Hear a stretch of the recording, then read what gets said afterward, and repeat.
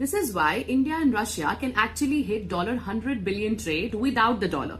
Yes, the real story joint statement के एक paragraph में hidden था. Russian President Putin's visit produced 5 huge shifts in India-Russia ties. Let's decode them one by one. This is part 1.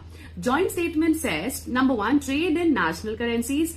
2, interoperability of payment system. 3, a long-term roadmap called Program 2030. But इसका मतलब क्या है? Interoperability, India का payment system Russia का payment system directly coordinate कर सकते हैं without SWIFT Swift, without dollar. Swift मतलब वो ग्लोबल पेमेंट हाईवे जिसको वेस्ट कंट्रोल करता है. इंडिया रशिया का न्यू सिस्टम उस हाईवे को बाईपास करेगा. फॉर एग्जाम्पल, जैसे व्हाट्सएप मैसेज SMS को बाईपास करता है, वैसे ही ये ट्रेड डॉलर को बाईपास करेगा. And why is this important?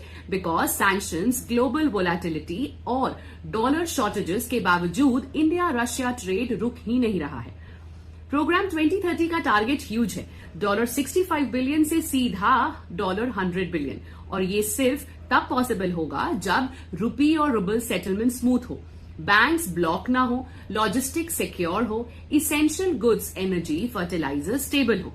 Joint statement ने इन सब को ऑफिशियल प्रायोरिटी बनाया है. यहां एक हिडन डिटेल भी है. पेमेंट सिस्टम इंटरऑपरेबिलिटी का मेंशन, मतलब ये भी हो सकता है कि फ्यूचर में डिजिटल करेंसी इंटीग्रेशन भी एक्सप्लोर हो.